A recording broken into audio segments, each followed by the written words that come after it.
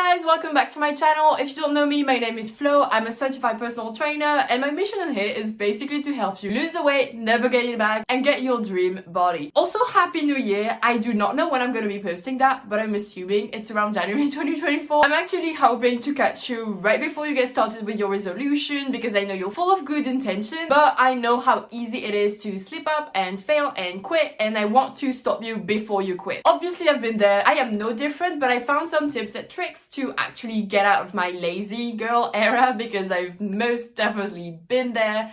It's just so much easier to not do anything and blaming on being a procrastinator than actually, being productive and disciplined and doing the thing. So I wanted to make a video about how... Okay. And that's why I wanted to make a video about how you can get out of your lazy era and finally reach your goals in 2024. So take out the list of resolutions and goals that you actually have written for this coming year and let's get straight to work. How to exit your lazy girl era and finally reach your goals in 2024. Before you say anything, no, I'm not going to tell you. You have to make a vision board, you have to say affirmations, you have to count down to 3 and then go. While these are great, they actually work, these are things that I also do. This is not what I wanted to share with you and how to actually reach your goals. Like, I feel like there are other stuff that actually needs to be taken into account. So let's get into them. The first thing, understand why you're procrastinating. What are the roots of this laziness? And I feel like there are 4 main stuff that may actually prevent you from doing the things that you said you would do. So I know. I said we would talk about like how to reach your goals, but if you check the title, it's also about how to get out of your laziness. So it's crucial to figure out why it is happening. Why are you procrastinating, or why are you, and that's talking to myself, doing something else instead of doing the things that you said you would do and still pretend that you're productive? For example, I tend to record content instead of doing business paperwork stuff, or I tend to study for my nutrition, my nutritionist diploma instead of filming content. So I have to figure out why am I doing that and why am I doing something else that I feel is productive as an excuse to not do the important stuff. So identify the triggers, identify the obstacles, that way you will be able to remove them. So as I said, I feel like there are 4 main things that you actually are, that can act as roots for that laziness. The first one is fear of failure or fear of success, and journal about it. I'm going to make a video on it. I've read a lot of books specifically about it, so I feel like I need to actually dedicate an entire video on that. But you actually want to figure that out, right? What are you scared to fail in front of like people? Are you scared to succeed in that you will lose people maybe, or that it's going to be different? Where are you at in terms of these fears? Maybe it's because you lack motivation, and in that, like, I actually created a video on that, on how to be motivated and how to cultivate discipline, because at the end of the day, motivation is bullshit, and it's actually discipline that you need to cultivate over that feeling of motivation. I made a video on that, as I said, so check it out. It's somewhere on my page, and I can probably add this right here, so I'll see what I can do. Maybe it's also because you feel overwhelmed, so you decide to not do anything. And that's when, we'll see in the next slides, you need to break down your goals into some things like actionable steps, so it feels more achievable and you feel less overwhelmed. And the last thing is, maybe you believe at your core that you are a lazy person who doesn't do the thing that she said she would do. In that case, take out your journal. We're going to do some journaling. I want you to turn that limiting beliefs upside down. Write it down. And then write why you think that.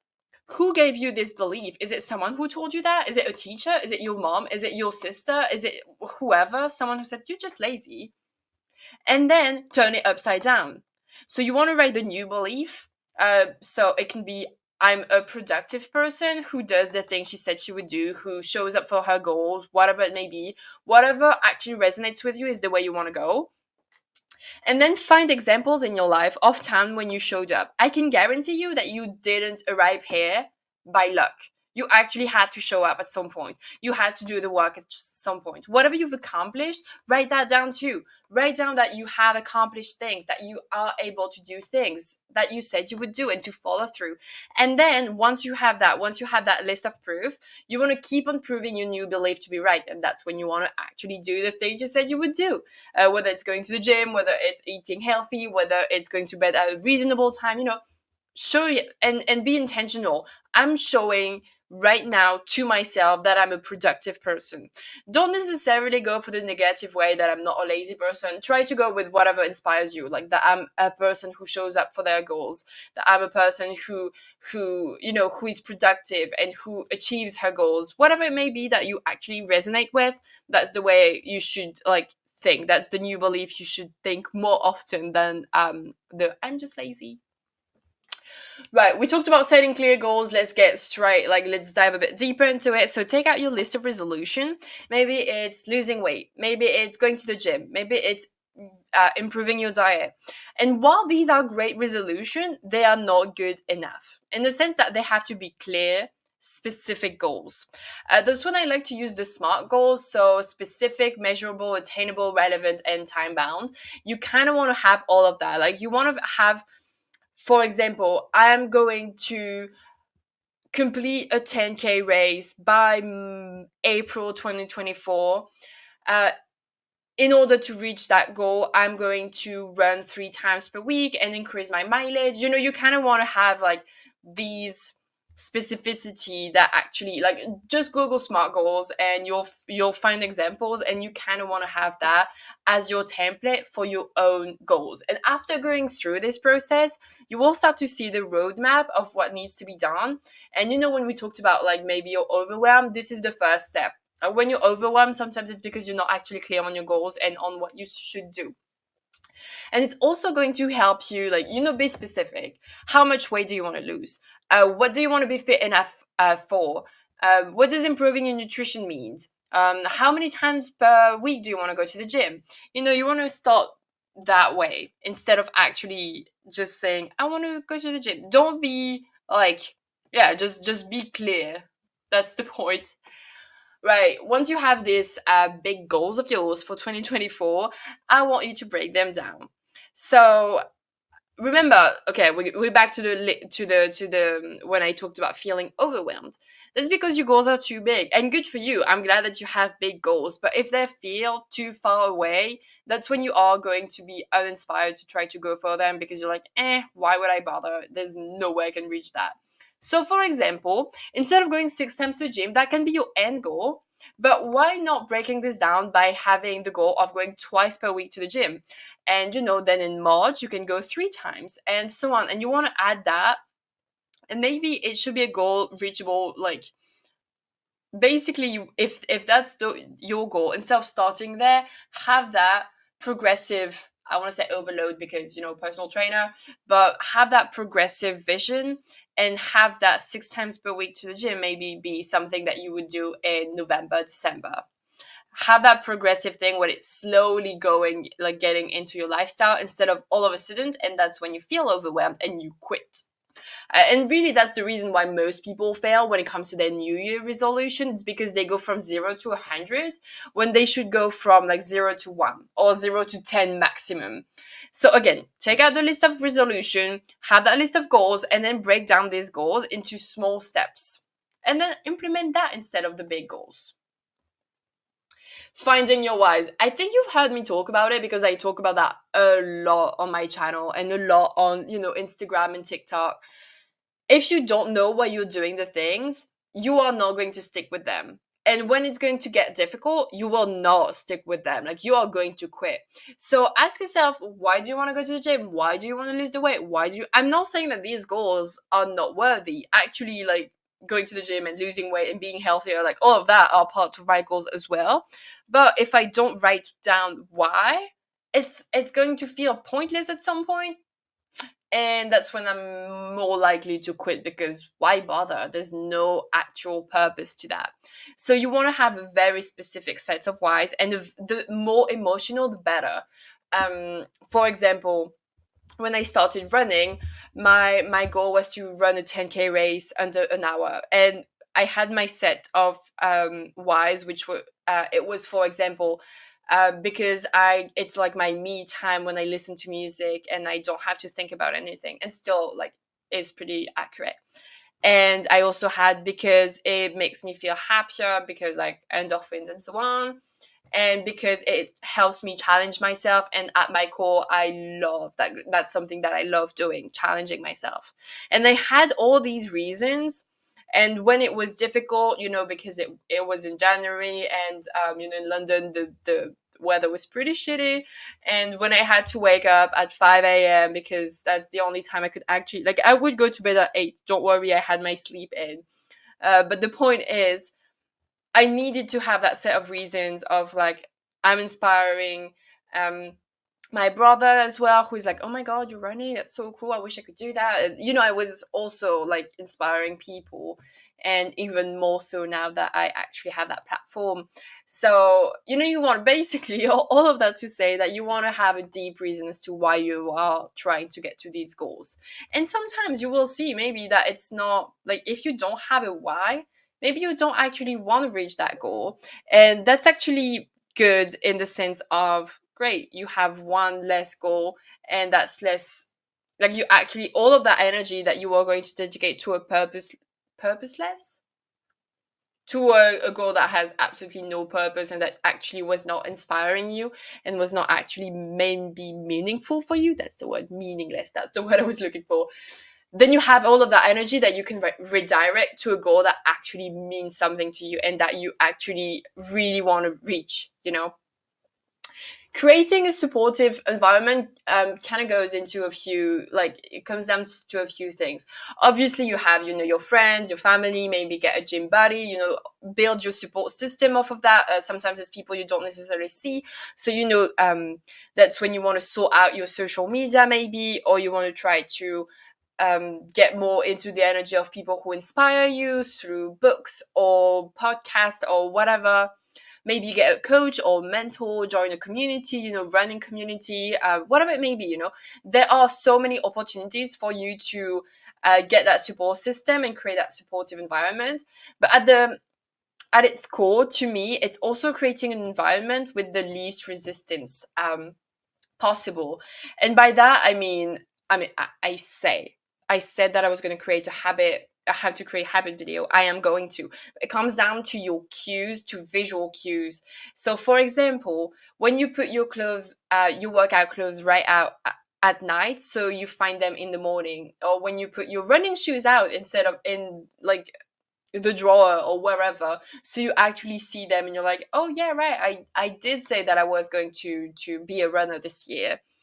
But it can also come from, cleaning your place and getting rid of the things that you no longer need. It's so key to do that, especially when you're going to be a lot, like, there is a lot of journaling in that specific video.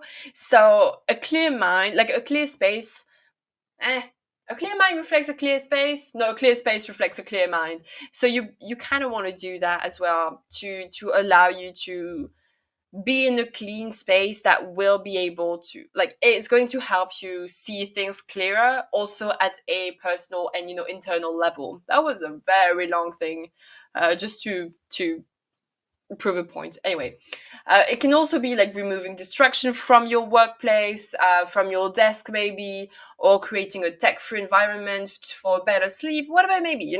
The goal is to find ways that you can get rid of the resistance in your environment. Right, this one, if you follow me, you know what I'm going to be like. You've heard it, you know that this is something I'm huge about, I don't know. Cultivating a 1% better habit, a 1% better mentality. I think I mentioned it already earlier in this video that you don't want to go from 0 to 100. You want to go from a 0 to 1 or a 0 to 10 max, especially when it comes to new habit. So what that means is, let's say you want to journal. Instead of trying to write 3 pages right away, how about 3 lines? Say you want to be eating a bit healthier. How about focusing on having a healthy breakfast first and then build off of that, instead of trying to completely like change your diet and eat completely different food? It should not be hard. It should not be overwhelming. It shouldn't take you that much energy. And then when these are like a habit, like when these are really ingrained into what you do and who you are, that's when you actually are able to add a bit, like add one more person, like add 1% to it basically. And maybe write 4 lines, 5 lines, whatever it may feel like for you is actually achievable. But yeah, and as I said, I wrote about like creating healthy habits. That's a video I'm going to work on. I promise. But sometimes I get caught into whatever people DM me about, and I'm like, oh, I'm going to make a video about that instead. And that's kind of how I change my plan. Anyways, but let's talk about embracing failure. I told you this video was nothing about vision boards and affirmations because you are going to fuck up. You are going to miss a workout. You are going to miss a healthy meal, going to go over your calories. You are going to, miss a day when you write, miss a day when you do the things you said you would do. You are going to derail from it because life gets in the way. And how you respond to that will either mean that you'll succeed or fail. Now, let's say that you did fail, you did miss a workout, or you ate one extra cookies. You can either see that as an excuse to quit because the journey wasn't perfect, and say, oh, well, why bother? Or I'll start again next Monday, or whatnot. Obviously, don't recommend that. Or you can see it as a learning opportunity. What did it teach you? What did these failure try to teach you? What's the growth opportunity here? Figure out why you failed. Have you been doing too much maybe? And that went like this, and that would explain why you failed to go to the workout, because you have been doing too much. Again, going from 0 to 100. Or maybe you're not sleeping enough, or maybe you were just enjoying life, and then that's okay. Or life got in the way in one way or another, and that means that you should be able to get back on track soon. And if there is a flaw in the plan, which can happen, if you're doing too much, or if you end up not being someone who works out in the morning and prefer in the afternoon or night, do not change the goal. Change the plan. The plan is made to evolve with you. The program is meant to fit your lifestyle, not the other way around. And that's so important to realize, that you have to be flexible when it comes to reaching your goals, and when it comes to creating a plan. You have to be flexible and see what works and what doesn't. And it's okay sometimes to let go of what doesn't work, even if it seems like a good idea at first. It's like, well, it is a good idea, but it doesn't work for me, and that's okay. All right, I love this one. This is the last one. Celebrating your wins, no matter how small, is so important. And my favorite thing is actually, so I talk about my reward system all the time, especially in my program, I guess, but I try to talk about it on socials as well. I love to buy myself stuff, and I love finding reasons to buy myself new stuff, So I have that list of things that I want to buy for myself. Sometimes it's new workout shoes, or maybe it's a tripod, because right now I broke my current tripod, and it's really sad to have my phone hanging with 2 elastic bands. But I have that list, and it supports who I want to become. It supports my goals.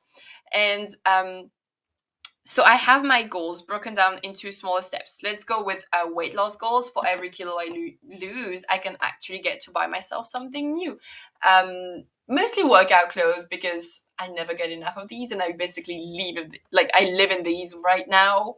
And being a personal trainer is kind of my excuse. So, whenever you reach a small milestone, which can be, I've showed up to the gym 3 times this week. It can be like as small as that. And you don't have to buy yourself a huge thing. Maybe it's like, I'm going to treat myself to, I don't know, what could be a small thing? Getting my nails done, or I'm going to get these. I have no idea. I only have big stuff in mind, I guess.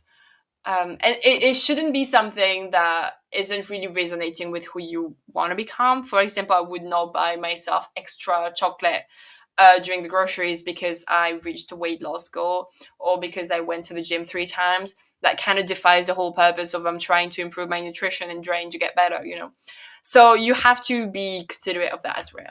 But I really, really suggest that you give it a try, because it really helps you. It motivates you. If it's something you really want, it's going to motivate you to actually show up and keep going. So there you have it. That's basically how you can get out. And I don't know why it doesn't want to change the slide. Right. How to get out of your lazy girl era and set yourself up for success so you can finally reach your goals in 2024. And if losing 20 plus pounds of fat in the next 90 days or less without starving yourself, without giving up on your favorite food, without floating around the gym for hours, not knowing what to do, and ending up spending hours on the treadmill, and of course, without being scared of gaining it all back after the process is over, if all of that are something you are interested in, then I highly invite you to book a call with me down below, especially since we're at the beginning of the year. We'll see if you're the right fit because I don't work with everybody, and then we'll get you to your goals. Or if it does not work, I will refund you in full. This is how confident I am in my methods. That's it for today. I hope you enjoyed it. If you have any questions, feel free to drop them down below. I love to chat with you guys, or to do like most people do, just to actually DM me on Instagram so we can have that one-on-one conversation, and I absolutely love that. Make sure to follow this channel for more wellness and fitness content, and like this video, share it, comment, all that good stuff. If you're ready to fully commit to your goals and to your weight loss goals and go all in, I still have a few openings for the coaching program that I mentioned, so feel free to check the link down below. Book a call. It's completely free and commitment free, and if you end up not being a good fit for the program, I will still give you some pointers on what you can do, so you walk away from the call with so much more clarity on what the next steps are, whether you do get in the program or not. That's it for today. I hope you enjoyed it. It was fun to write. I'm really feeling safe on my Canva presentation, so I was glad to have that today because that was a lot. Happy New Year again. I hope you enjoyed this video, and I'll see you in the next one. Bye.